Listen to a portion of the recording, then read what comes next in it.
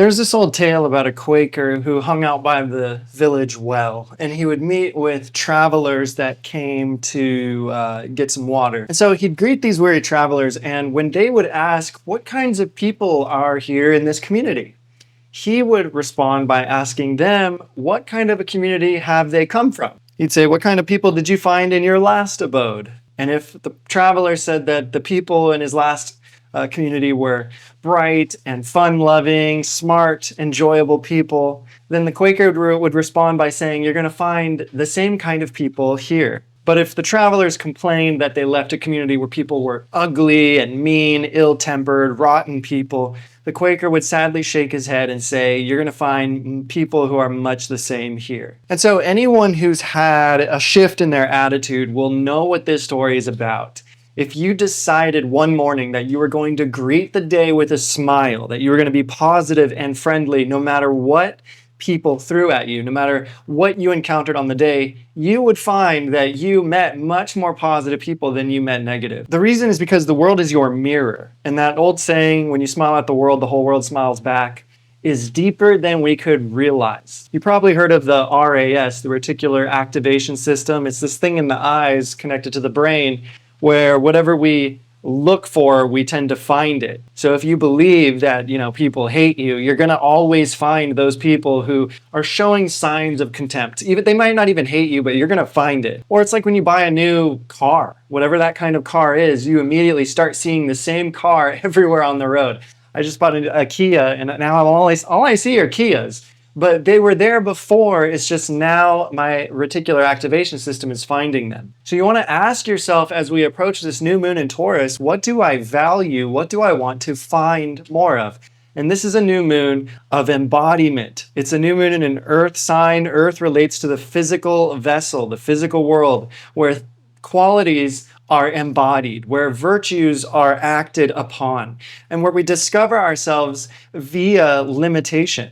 So this new moon in Taurus, I think, is going to be a moment that you can tap into where you get grounded and persistent in a certain attitude or frame that you will be able to install on this new moon and then embody it moving forward. So in this video, I'm going to talk about a few things you do not want to do on this new moon so you can avoid pain, and so that you can step into who you really want to become, especially over the next 6 months, 6 months later when we have a full moon in this sign. So one more thing real quick about accepting this idea, right? We could just play with this idea. You don't need to believe it right away, but if the world is your mirror, what would that mean for you? What would that mean in terms of how you want to change how you act so that you can change what you see coming back? I was even at an AutoZone the other day, and I was needing help with my car, and I approach this man who's behind the counter, and I go, "Excuse me, sir," and he looks at me like this. He just got done talking to his coworker, like laughing, telling jokes, and then he sees me approach and asking for help, and he goes, "Yeah?" Like, even worse than that, he like, "Huh?" Just like frowning at me, almost snarling at me, like. And so in that moment, I had these two choices that I could make. I could either go, A, be rude back and say, "Well, never mind, I don't know what's your problem, but let me go find somebody else." Or I could just stick with him, remain friendly and soft, and assume some familiarity. Just kind of hope for the best in a way, just be friendly and kind of shrug that initial thing off. Basically not react to how he's being, or I could react. I chose not to react. I chose to still call him sir, be friendly, and share what my issue was. And eventually it turned out that he ended up softening over the course of our conversation, and he ended up being extremely helpful. So I may not have gotten the kind of help that I would have received from this gentleman if I had just reacted to his initial reaction to me. See, you have this power inside that most human beings rarely capitalize on. They rarely use this. And it's a quality that it's this thing in you that you can use whenever you want if you just determine that your actions matter more than other people's actions. Your responses to life are more important and more valuable than other people's reactions to you. This is a state of empowerment and responsibility in how you move through the world, because you can be a leaf tossed in the wind, just reacting to life and whatever life throws at you, or you can determine to be an oak tree that stands still no matter how the winds blow. And you can even bend and go with the flows and the trends and the changes of life, but you won't break. You won't react to every passing action from others or words that they say or whatever they think or do. Now, this takes practice, right? But it's about living from within. And the way to change things in our external world is to change our own selves from within. And so, how do we do that? Well, one way is we can work with a new moon. I love new moons even more than full moons. Like, full moons are fun because the moon's full and everyone's dancing under the moonlight and all that stuff. But new moons they're hidden, they are sacred. They're special. Most people don't know when the new moon is happening because you don't see the moon anywhere.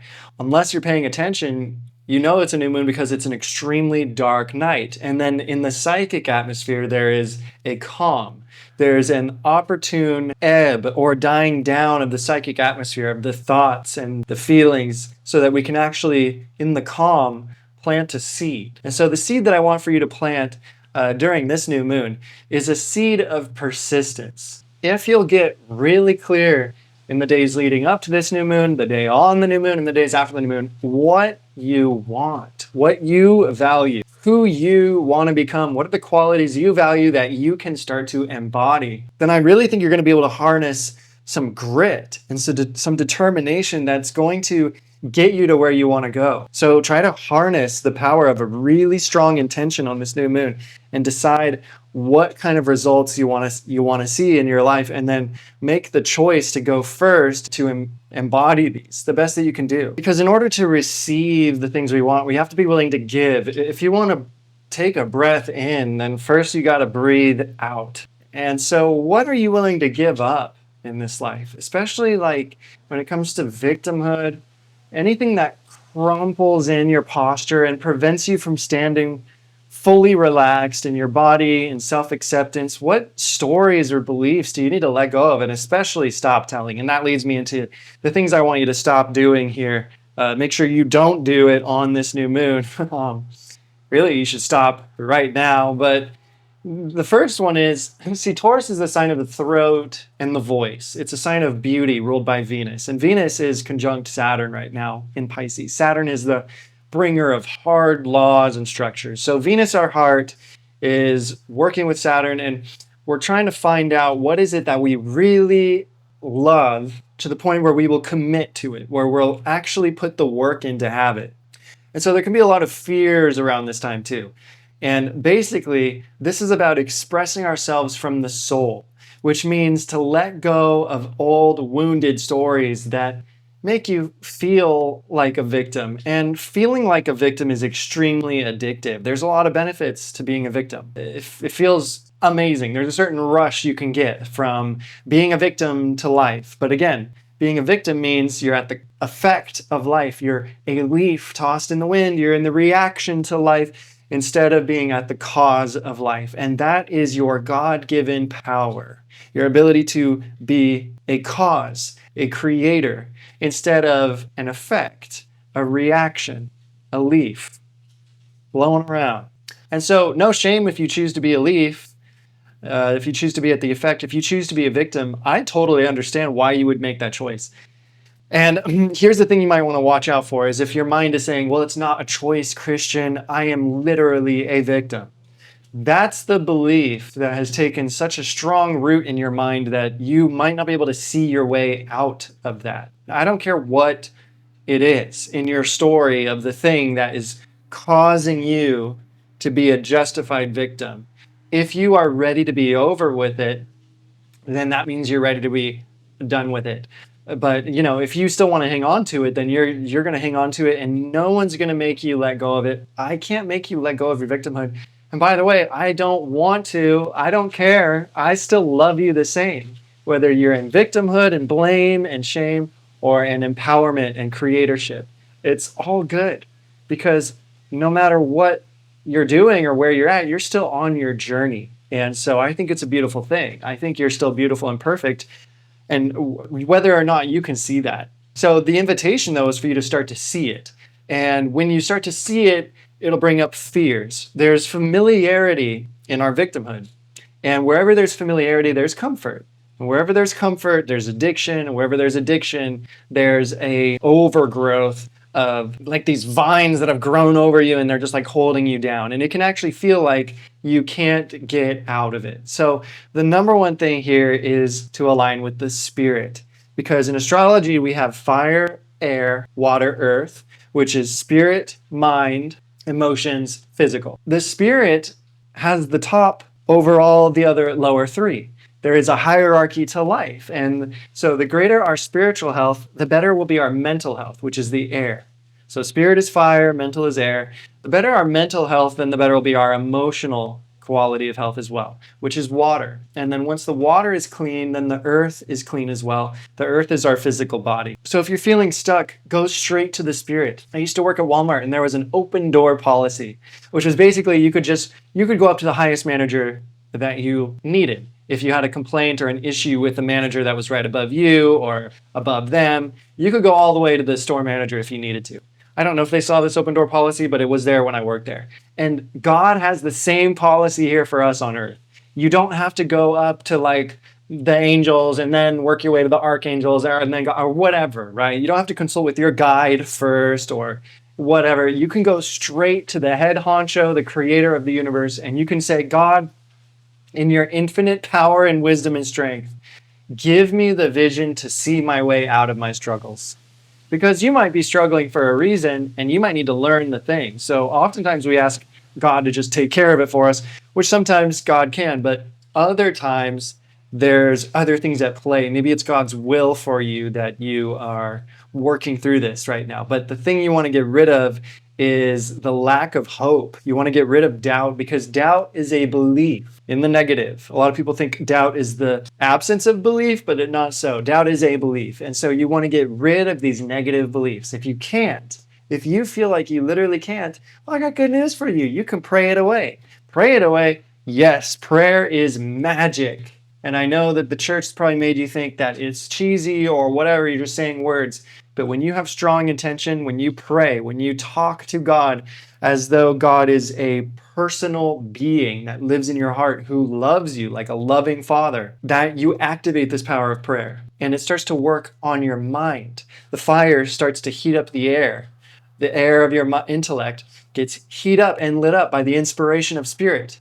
And then your emotions start to reflect this. Because as the air becomes still, your mind becomes still, the water becomes clear and still. And then you can see God reflected on the waters of your emotional being. And then your posture starts to open up, your heart opens up, and then everything changes from here because your body is the magnet which attracts your experience. Okay, so on this new moon, it's really about giving from your heart, giving up something that has weighed heavily on your heart, and stop cursing yourself with your words. So that's really the number one thing to avoid doing during this new moon time, during this reset of the energies of this new chapter here, which hits at the end of April. Stop speaking your curses into existence and start blessing your curses. Stop cursing your curses and start blessing every aspect of your life, even the so-called curses. Say, hey, God, thank you so much for this trial here, this struggle. I've really struggled a lot with it, and I'm hoping that I'm growing through it. But God, I feel like I'm ready to overcome this. So in you, all things are possible. So now let's do it. I just really invite you to step into like more spiritual courage, especially about the difficulties that you're going through right now. So I think if you maintain a faithful attitude, this will be the start of a new beginning, a new starting point, like a checkpoint, where you step into incredible blessings that will pour through you and to you. Because Taurus is a sign of wealth. And so this new moon is a checkpoint to say, all right, how wealthy are you? Are you abundant? Are you really generous? And what are your intentions around this? Are you willing to receive more and give more so you can receive more? Or are you kind of stuck and you'd like to just shorten your breath and sort of close off any channels of trade or communication? And so to attract what we want, I think a part of this universal law here is that we have to become attractive to the things that we want. To attract what we want, we got to become attractive to those things, you know? Like if you want to attract a beautiful girl, you got to become attractive to a beautiful girl. You have to become the kind of guy who is able to attract that. If you want a high quality person, You have to become a high quality person because high quality people are attracted to high quality people, emotionally mature people. So I'm going to end this with a quote here by Meister Eckhart. He says, "Wisdom consists in doing the thing you have to do, doing it with your whole heart, and finding delight in doing it." So step into wisdom, apply what you know, and do the thing you have to do to become the person that you want to be, to have the thing that you want to have. You can do this. It's time to let go of the doubt. I love you so much. Be blessed. Hit the link in my bio, or hit the link in the description to get my free gift on how to read your birth chart. I hope it'll be helpful to you. Love you. See you soon. Peace.